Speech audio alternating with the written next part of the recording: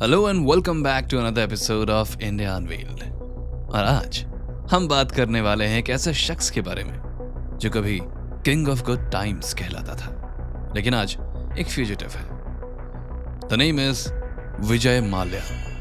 So let's dive into the rise and fall of Vijay Mallya. Vijay Vitthal Mallya, born on 18th December 1955, एक ऐसे इंसान हैं जिन्होंने अपनी जिंदगी में बहुत हाईज और बहुत लोस देखे हैं। एक वक्त था जब माल्या एक सक्सेसफुल बिजनेसमैन और पॉलिटिशियन थे, लेकिन आज उन्हें इंडियन गवर्नमेंट वापस लाना चाहती है यूके से फेस करने के लिए फाइनेंशियल क्राइम्स के चार्जेस। तो क्या थी ये कहानी और कैसे बना किंग ऑफ गुड टाइम्स एक फ्यूजिटिव? चलिए शुरू से शुरू करते हैं।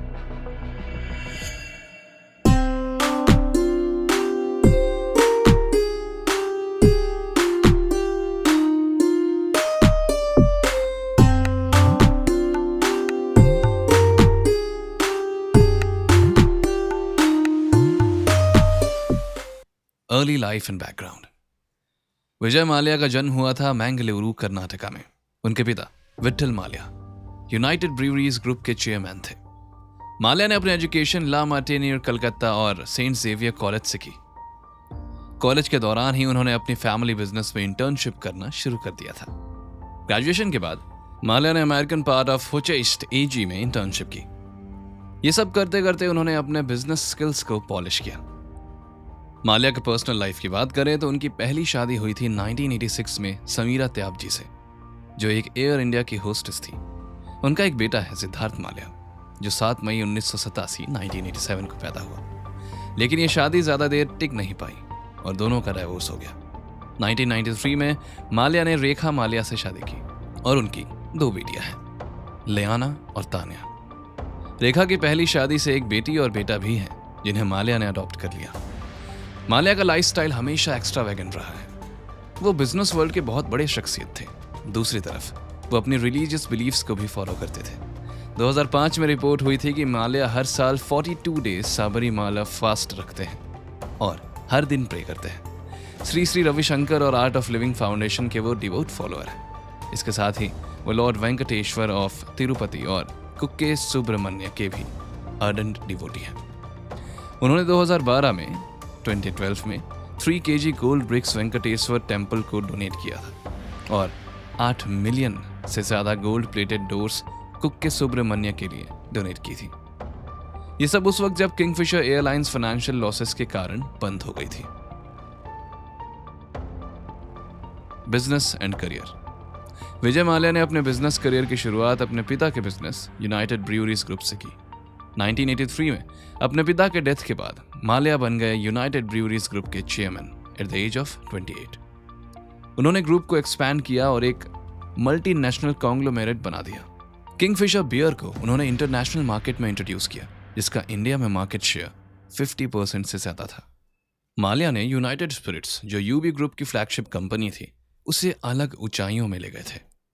2012 में माल्या ने यूनाइटेड स्पिरिट्स लिमिटेड का मैनेजमेंट कंट्रोल टीआरजीओ को दे दिया, लेकिन अपने पास माइनॉरिटी स्टेक रखा। फरवरी 2015 में माल्या यूनाइटेड स्पिरिट्स के चेयरमैन के पोस्ट से रिजाइन कर दिए और उन्हें $75 मिलियन का सेवरेंस पैकेज मिलने का कॉन्ट्रैक्ट हुआ, लेकिन इंडियन कोर्ट्स ने उस पेमेंट को ब्लॉक कर दिया। माल्या का सबसे एम्बिशियस वेंचर था किंगफिशर एयरलाइंस, जो 2005 में लॉन्च हुआ। शुरुआत में ये एयरलाइन काफी सक्सेसफुल रही, लेकिन धीरे धीरे फाइनेंशियल ट्रबल्स के कारण ये इंसॉल्वेंट हो गई और फाइनली बंद हो गई। अक्टूबर 2013 तक एम्प्लॉयज को 15 मंथ से सैलरी नहीं मिली थी। एयरलाइन का लाइसेंस कैंसिल हो गया और बैंक लोन्स $1 बिलियन से भी ज्यादा हो गए थे। नवंबर 2015 तक ये डेट $1.35 बिलियन तक बढ़ गया और किंगफिशर एयरलाइंस के कोलैप्स के बाद माल्या पर मनी लॉन्ड्रिंग, मिसअप्रोप्रिएशन जैसे एलिगेशंस लग गए। मार्च 2016 में एक कंसोर्टियम ऑफ बैंक्स ने सुप्रीम कोर्ट ऑफ इंडिया को अप्रोच किया ताकि माल्या को देश छोड़ने से रोका जा सके due to the pending money his companies owed them. लेकिन तब तक माल्या इंडिया छोड़कर यूके जा चुके थे। 13 मार्च 2016 को हैदराबाद कोर्ट ने उनके अरेस्ट वारंट को इशू किया, लेकिन माल्या लंदन में अपने कंट्री एस्टेट पर रहे। अप्रैल 2016 में मुंबई स्पेशल कोर्ट ने भी उनके अगेंस्ट एक non bailable arrest warrant issue किया। जून 2016 में एनफोर्समेंट डायरेक्टोरेट ने माल्या के Indian assets worth 14.11 billion rupees को प्रोविजनली अटैच किया against unpaid loans totalling 8.07 billion rupees. सितंबर 2016 में ईडी ने दूसरा अटैचमेंट ऑर्डर इशू किया जो था 66.3 बिलियन रुपीस का, जिसमें एक फार्म हाउस, यूनाइटेड ब्रूअरीज के शेयर्स और मल्टीपल फ्लैट्स इन बेंगलुरु शामिल थे। दिसंबर 2016 तक ईडी ने 96.61 billion rupees worth of assets attach कर लिए थे। जुलाई 2020 में इंडियन मीडिया ने रिपोर्ट किया कि माल्या ने एक सेटलमेंट पैकेज ऑफर किया है 139.6 बिलियन रुपीस का against total principal amount 90 billion rupees to the consortium of Indian bankers, लेकिन ये सेटलमेंट एक्सेप्ट नहीं किया गया। Political career. विजय माल्या का पॉलिटिकल करियर भी काफी इंटरेस्टिंग रहा है। पहले वो अखिल भारतीय जनता दल के मेंबर थे, फिर 2003 में उन्होंने सुब्रमण्यम स्वामी लेड जनता पार्टी ज्वाइन की और 2010 तक उनके नेशनल वर्किंग प्रेसिडेंट रहे। माल्या 2 बार राज्यसभा के इंडिपेंडेंट मेंबर इलेक्ट हुए कर्नाटका से, पहले 2002 में जनता दल सेक्युलर और इंडियन नेशनल कांग्रेस के सपोर्ट से, और फिर 2010 में जनता दल सेक्युलर और बीजेपी के सपोर्ट से। 2 मई 2016 को माल्या ने राज्यसभा से रिजाइन कर दिया। एक हफ्ते बाद राज्यसभा एथिक्स पैनल ने डिक्लेयर किया कि उन्हें हाउस का मेंबर नहीं रहना चाहिए। माल्या ने अपने रेजिग्नेशन लेटर में कहा कि वो शॉक्ड हैं कि department of financial services, ministry of finance ने पार्लियामेंट कमेटी को फैक्चुअली रॉन्ग इंफॉर्मेशन दिया। उन्होंने कहा कि वो रिजाइन कर रहे हैं क्योंकि उन्हें लगता है कि उन्हें फेयर ट्रायल या जस्टिस नहीं मिलेगा। कंट्रोवर्सीज। एक वक्त था जब विजय माल्या को किंग ऑफ गुड टाइम्स के नाम से जाना जाता था ड्यू टू हिज एक्स्ट्रावैगेंट लाइफस्टाइल, लेकिन 2012 के बाद उनका और उनके कंपनीज का नाम फाइनेंशियल स्कैंडल्स और कंट्रोवर्सीज में घिरा रहा।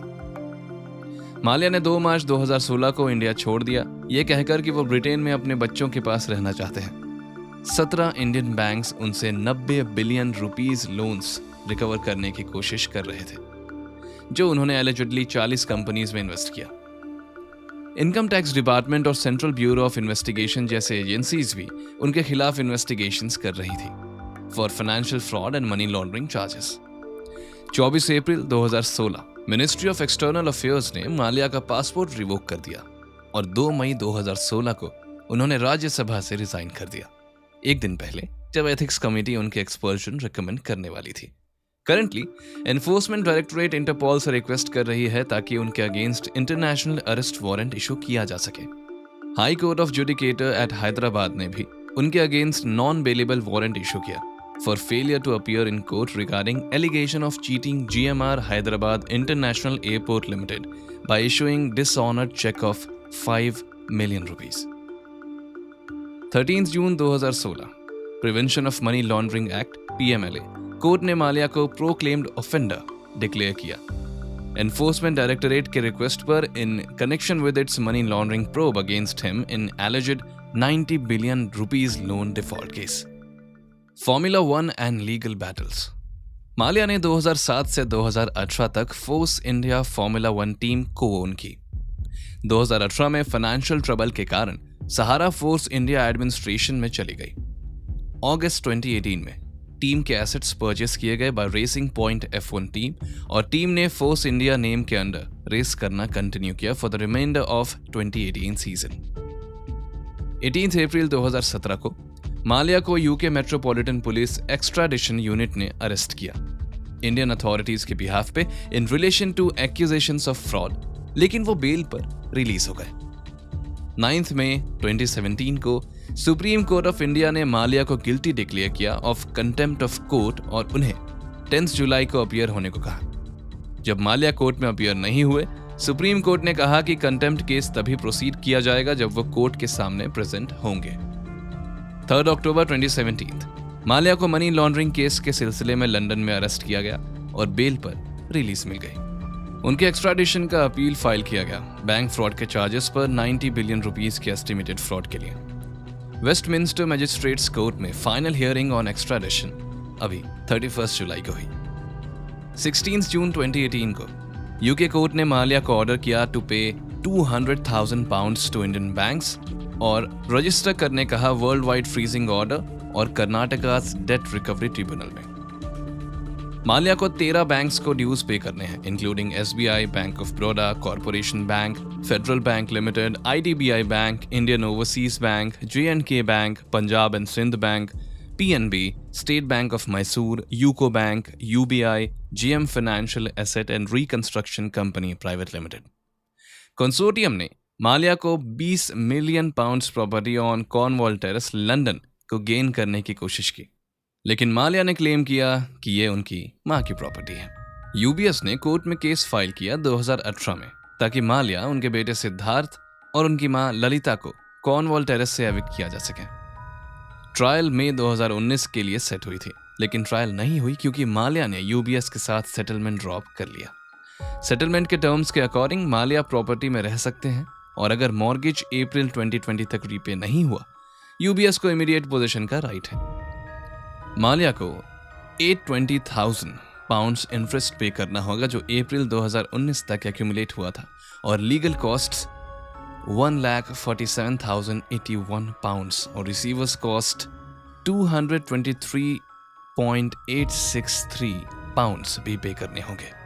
दिसंबर 2018 में कोर्ट ने रोल आउट किया कि माल्या को एक्स्ट्राडाइट किया जा सकता है इंडिया फ्रॉड इन्वेस्टिगेशंस फेस करने के लिए। एक्स्ट्राडाइट यानी उन्हें वापस इंडिया भेजा जा सकता है। जुलाई 2019 में माल्या को परमिशन मिली लंदन हाई कोर्ट से उनके एक्स्ट्राडिशन के अगेंस्ट अपील करने के लिए। अप्रैल 2020 में लंदन हाई कोर्ट ने माल्या के एक्स्ट्राडिशन को रिजेक्ट कर दिया। Final extradition battle and legal consequences. Vijay Mallya ने अपने एक्स्ट्राडिशन के against final appeal UK Supreme Court में फाइल की थी मई 2020 में, जब वो लंदन हाई कोर्ट में अपील हार गए थे against extradition order to India on alleged charges of fraud and money laundering related to unrecovered loans to Kingfisher Airlines। ये कहा गया कि माल्या को अगले 28 दिन में एक्स्ट्राडाइट किया जा सकता है, लेकिन अक्टूबर 2020 में इंडियन गवर्नमेंट को नोटिफाई किया गया कि माल्या को एक्स्ट्राडाइट नहीं किया जा सकता due to unspecified confidential legal matter.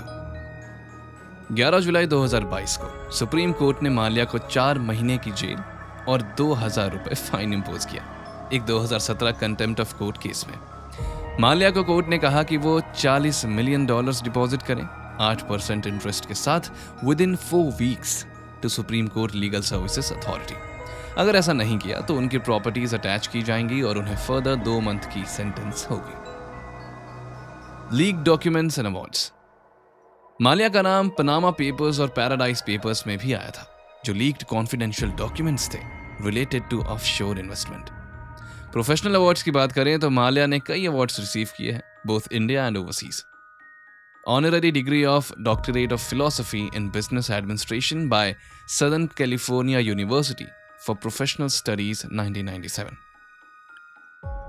ऑफिशिया de la Légion d'Honneur sometime prior to 2012, एक high award of recognition in France. Global Leader for Tomorrow, World Economic Forum, Entrepreneur of the Year Award at the Asian Awards 2010।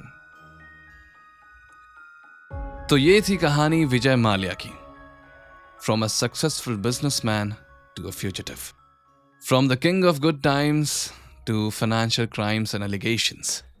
ये कहानी हमें एहसास दिलाती है कि success और downfall कभी भी अपना रुख बदल सकते हैं। अगर सक्सेसफुल हैं तो उसे सस्टेन करें, अगर सक्सेसफुल नहीं है तो उसकी ओर लीगली काम करें। I hope you liked this episode, and if you liked it, don't forget to share it and do subscribe to India Unveiled on whichever platform you're listening to. Do rate this show. You can find more such episodes on the India Unveiled episodes list. I'll come up with a new episode real soon. Till then, take good care of your health. This is Rakesh signing off from India Unveiled. Thank you for listening.